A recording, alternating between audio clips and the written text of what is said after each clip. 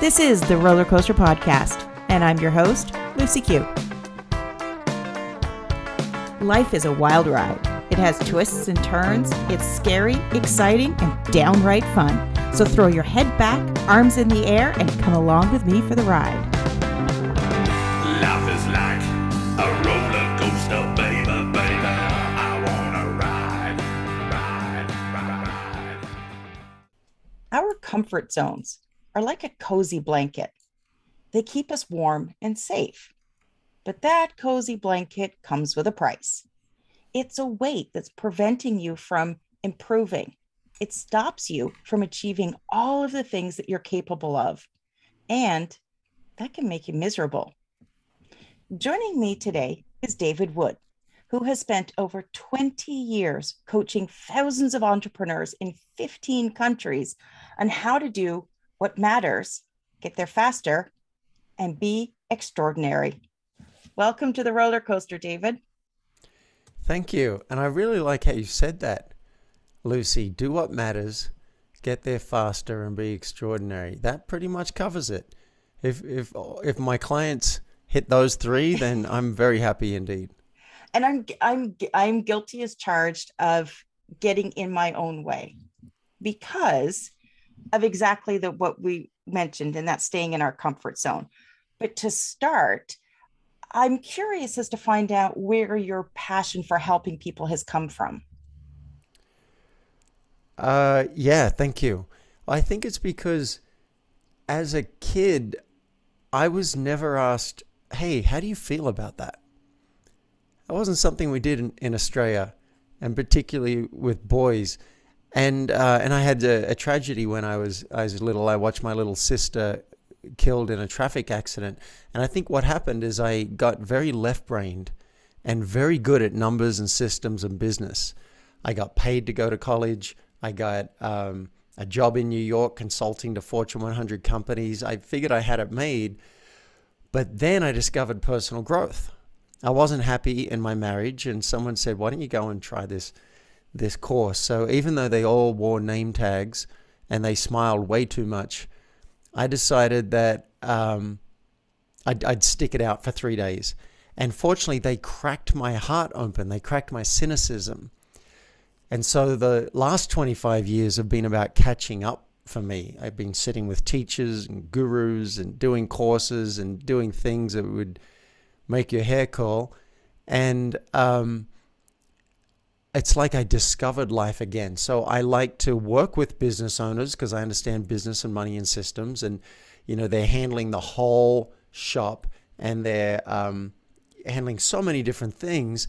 But I work with them not just on money and business. I work with them on how are your relationships, how's your authenticity, are you expressing yourself, are you asking for everything that you want, are you saying no to the things that don't work for you? That's the stuff that really gets me jazzed. So I think that's why I coach, is because for a long time I was missing so much of life. And then as I discover these new areas, I'm like, I just want to pass it on to people. I can relate to your story. I was very late to the personal growth game. I think I was 44, 45 when I hit, a time of crisis. And it led me to personal growth. And, you mentioned about discovering life again. I'm not even sure if I understood life up until that point, because we get caught in this habit of doing what society expects us to do. You mentioned earlier about nobody asks you how you feel. Well, in the same context, nobody asks you what you really want, who you really want to be. It wasn't even a question that I thought that I could ask myself. Yeah. And the mind is tricky. I think it hides dreams from us, not to be mean or anything, but because it might be awkward if we go for that, or people might laugh, or like I had a dream for 10 years and I didn't tell anybody. For 10 years, I thought, one day I'd like to really dive into acting. I'd like to go to LA and 1 year, 2 years, just like fully dive into it. Never told anybody. And then 4 months ago, my brain said, hey, maybe it's getting close to time to move to LA. So I started telling people and everything changed. So the mind can be very tricky to hide these things from us. I think we're creatures of habit. And there's nothing wrong with that. If you love your life and you're enjoying every day, keep doing that.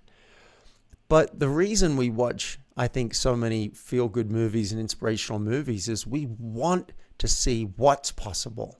What else could we do? You know, the US and Russia were like, we're going to put a man on the moon. That's what we're going to do. Well, what's our version of that?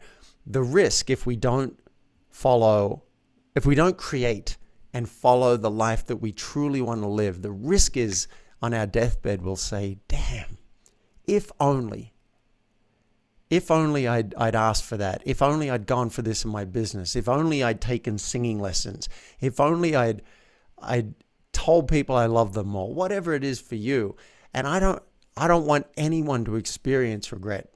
So let's imagine that now, being on our deathbed, and like, what might we regret, and then change what we're doing now so that that doesn't happen.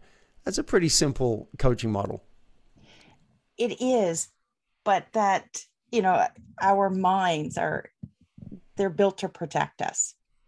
And that's where the fear of stepping out of our comfort zone comes into play.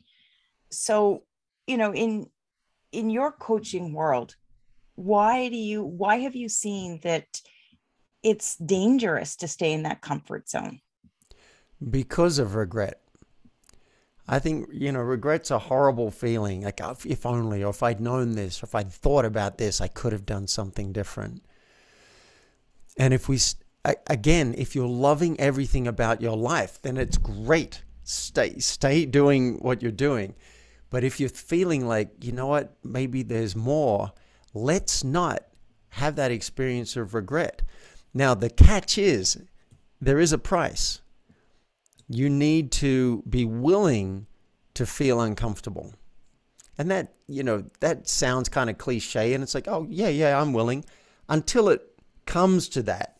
I just did an acting class, and the students were laughing while I was doing something on stage, and I was trying to do it right, but I wasn't doing it very well, and they're laughing. It wasn't a good experience for me. It's very uncomfortable. So something in me was saying, don't do that again. We don't want to feel like that, but that's exactly where the discomfort comes in. We need to be willing. If you've ever tried to learn an instrument, it's pretty humbling. You have to be willing to suck to start something new, like learning an instrument or singing or starting a business or coaching. You have to actually have some humility, and that's uncomfortable. So as you were talking and doing the intro, I wrote down 2 things that slow us down. One is this desire for comfort. It's like, no, I don't want to feel scared. I don't want to feel stupid. Or, you know, whatever it is. I don't want to feel rejected. That's one thing. And the other one, which we can talk about on this episode or not, is shiny object syndrome.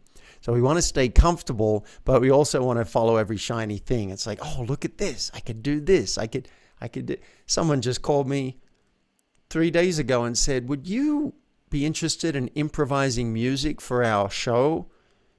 And I thought, that sounds like a really cool thing to do. I'd love to accompany you as you make up songs, and I'll make up the music. And I said yes. And then the next day I was like, there it is. There's that shiny object syndrome. What matters to me? And what matters is not improvising music for show. What matters right now is coaching and acting. Those are and self-care, right? Those are the 3 things. So, yeah, I just wanted to mention that since I'd written it down. Comfort zone and shiny object syndrome. Those 2 things can lead to a life that may end up in regret. And when it comes to stepping out of your comfort zone, you know, it's been my experience that you're constantly in this sort of in and out phase of stepping out of your comfort zone, and then you retreat to safety. And, you know, eventually the comfort zone grows, but then you find yourself stepping out again and stepping back in, because, you know, you know, I think it's okay to retreat to safety, you know, gather yourself together, but then be willing to do it all over again. And I've told people before that, for me, you mentioned learning a musical instrument. I do not understand music. I can't even carry the beat to a song. So that's completely out of the window for me. But I relate it back to podcasting. The first few episodes the first dozens of episodes that I did were uncomfortable and scary. And every time I turned on the mic, I was nervous. I was scared, but I kept doing it and I kept doing it and I kept doing it. And then here we are, I've surpassed 200 episodes and it's not as scary, but now I have to grow more and I'm looking to build my brand and get better reach with a podcast. And so I start doing things like little short videos on Instagram or TikTok or something like that. And that's scary. I talk all the time, but I turn on the camera and it's like deer in the headlights. Yeah. Well, you're pointing to something very important. I think you're demonstrating exactly how it works. You do something, it feels scary, it feels uncomfortable, but you keep on doing it and eventually you build more resilience. It's like, oh, that's not that scary for me anymore. For me, I was just thinking as I loaded up Zoom for this podcast, I was thinking how I don't feel the slightest bit nervous. There was a time showing up, not knowing the script, not knowing what we're going to talk about would be, have me in a panic. I get a lot of stage fright. But I've now done 250, 300 interviews. So now it's comfortable. But then what happens? We look for the next thing, which I think is how it's supposed to work. What's the next thing that would be edgy? I've got a client right now who started a business. That was very scary. Then the product took off and then Shark Tank approached him. And he's like, oh my God, I'm going to go on Shark Tank. Can you imagine how nerve-wracking that'd be? Now the shopping channel's reaching out to him and the Today Show's reaching out to him and he gets to experience more fear because your horizons expand. If you stay comfortable all the time, you won't have that experience, and which is also fine if you're loving it. But if you want more, if you want what we see in the movies, which is people going for it, then we need to deliberately practice discomfort and be willing to have that feeling that you had when you turned on the mic and you did that podcast and went gulp. Oh my God. I just said 4 months ago I was going to get into acting. I started speaking my dream and someone said, well, why don't you come to an audition with me? And I was like, like half of me is like, oh no, hang on. I haven't even done a class yet. You want me to audition? But another part of me was like, this is how it goes. This is exactly how it looks. And this is how you're supposed to do it. So I was nervous as hell, went to the audition, read some lines, and they offered me the lead in a paid production. So now I'm a professional working actor. Actually, I did air quotes. I'm going to take those air quotes away. I'm a professional working actor. I just got my first check. And then, after I did it was terrifying doing the first performance. I'm like, what if I forget my lines? Oh my God, I'm going to let everybody down. Second one, very scary. Now I've done 13 performances of Dracula. Yesterday was the last performance and on Halloween. And I realized last night I wasn't nervous while waiting for my big scene. It took 13 performances. But then you take that and go, well, what's next? So now I've joined an improv troupe and now I'm doing some short films and each of those things are scary. Dan Sullivan has a great model on this. He says everyone's waiting for confidence. We're waiting for confidence before we do something. I'll do that when I'm confident. I'll play the piano when I'm confident. I'll play in front of people when I'm confident. I'll speak. I'll do a podcast when I'm confident. I'll ask this celebrity when I'm really ready, got my shit together. You told me I could swear on this podcast. So Oh God, yeah. I nearly edited myself. But that's not how it works. If you wait for confidence, you may never do anything. All you need is courage, which means you feel afraid, it's uncomfortable, and you decide to go ahead anyway. That's courage.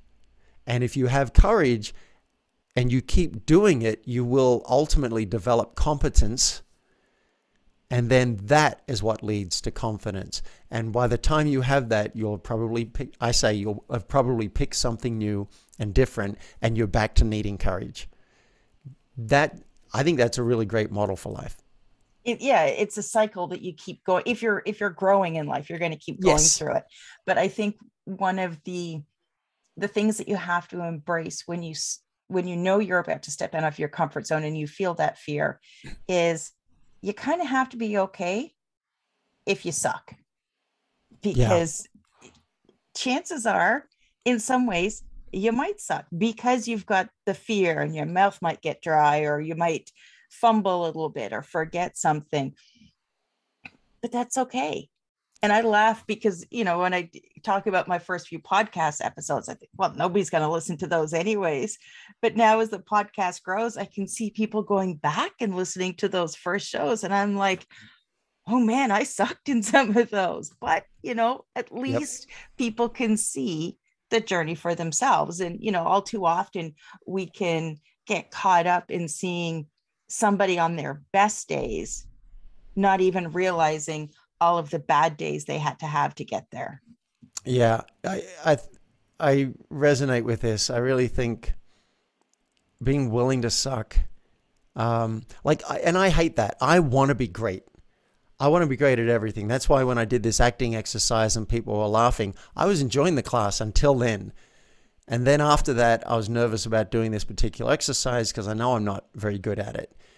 I got to be willing to be humble and to suck, and that's hard. So anyone who's like, I don't want to suck at something, I totally get it. But there's freedom in it too. When I first started doing improv 30 years ago, I was so nervous every time, and I finally realized it was because I wanted everyone to see me as great at this. And compared to most of them, I was not. And that was a revelation. It's like, I'm not very good. I have moments, yeah, but I'm generally not very good. And that realization gave me a lot more freedom to go out there and just be me and, relish those moments when they happen. And then when they don't, I have one improv teacher, when you make a mistake, everyone goes, hey, oh, like you're kind of celebrating it, like, yeah, right on. And what a better way to live life than constantly trying to get every single thing right. But, I think as a society, we're stuck in those, I call them the Insta perfect moments, you know, those those pictures that are polished and they show like the best possible seconds that you're going through. And I think as a society, we're stuck on being perfect all of the time, when Oh, instead we should be sharing our vulnerability. And it's one of the things I try to do here on the podcast is share with people that no, I struggle too. I still struggle with trying something new, stepping out of my comfort zone, um, embracing change. There are things that we all struggle with. Doesn't make a difference who you are, how big your name is. The challenges are all the same.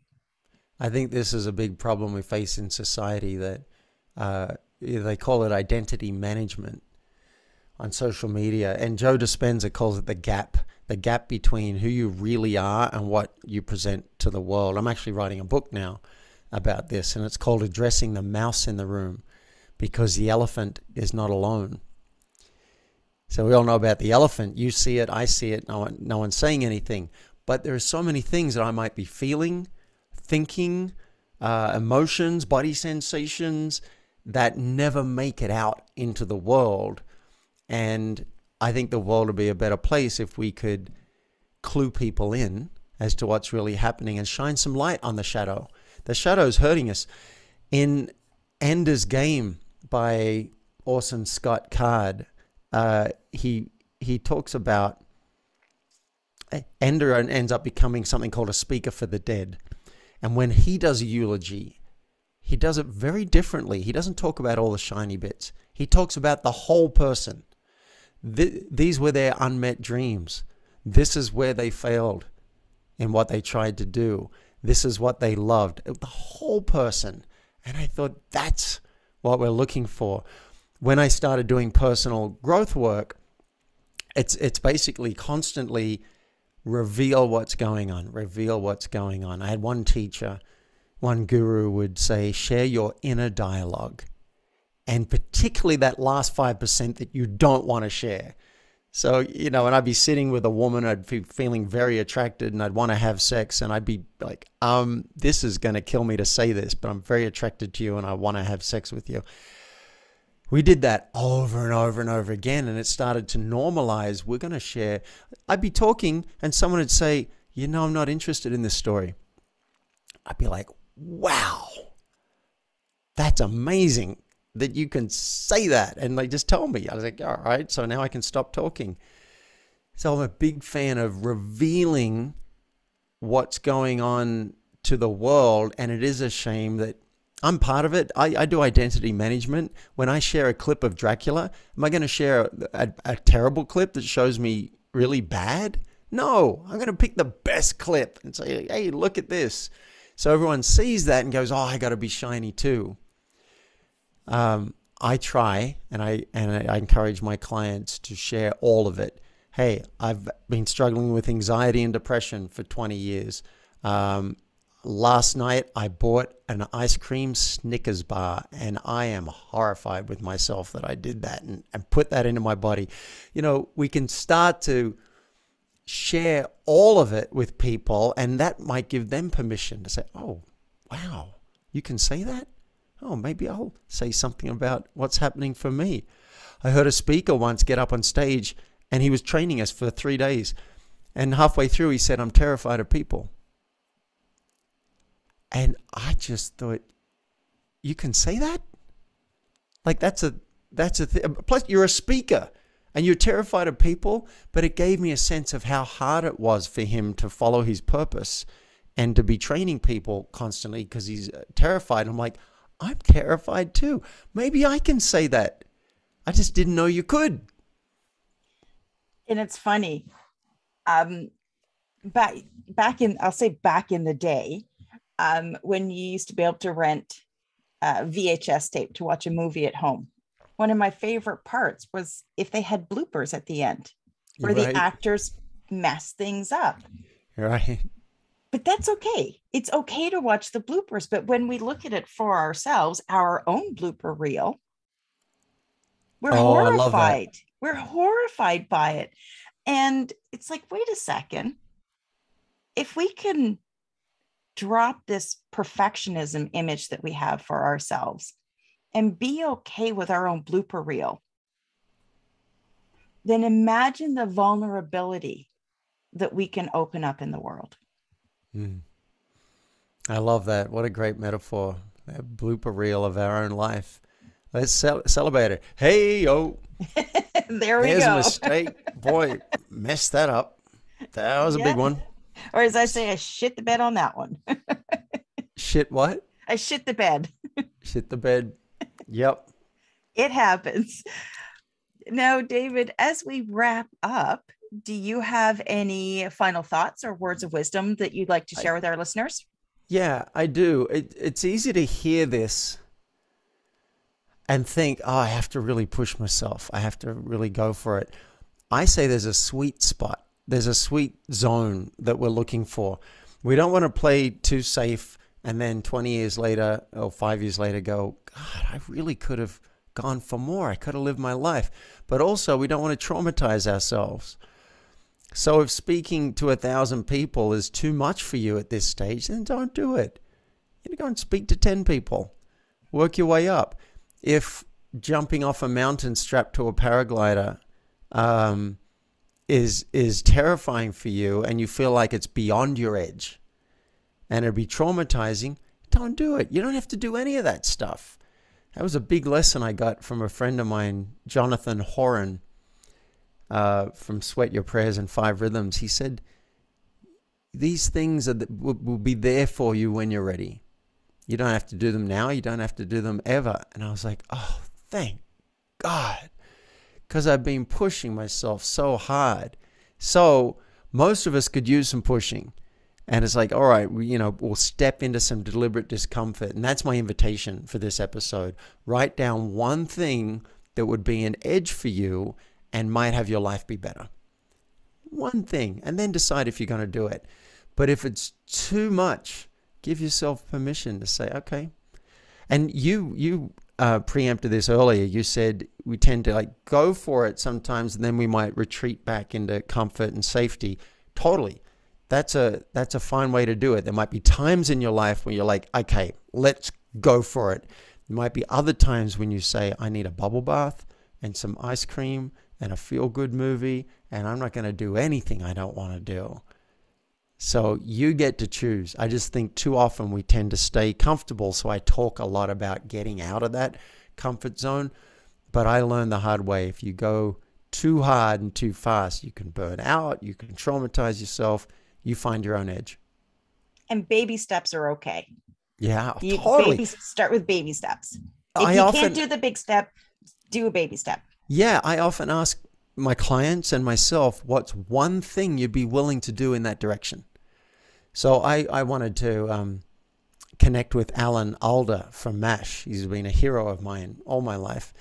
And I just wasn't doing anything about it. And finally I thought, what's one step I'd be willing to do? Research. I'd be willing to do 20 minutes of research, find an interview with him and read it to find out more about him.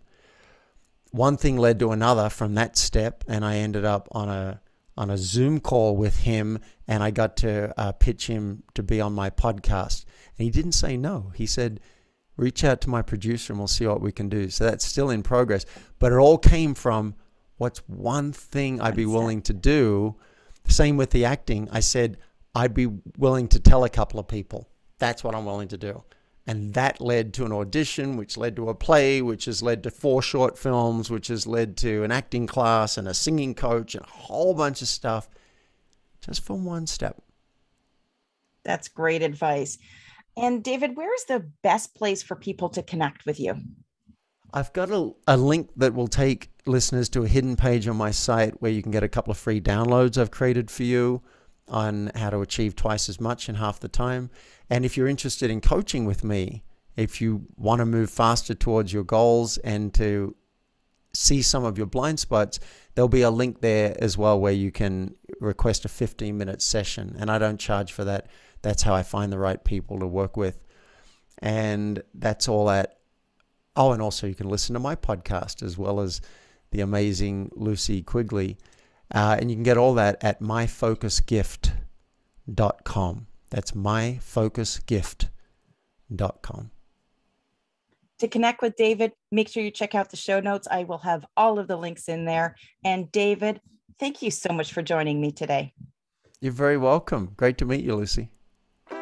Thanks for listening to this episode of the Roller Coaster Podcast. Want to chat or share your ideas about today's show? Pop me an email at hello@therollercoasterpodcast.com. Don't forget to connect with me on Facebook and Instagram at The Roller Coaster Podcast. Our theme song, Roller Coaster, was performed by The Lucky Setback. Audio editing by the one and only Jeff Quigley of Quigley Creative. Life is like a roller coaster, baby, baby. I wanna ride, ride, ride, ride. Life is like a roller coaster, baby, baby. I wanna ride, ride, ride, ride, ride, ride. Roller coaster. Ride, ride. Roller coaster.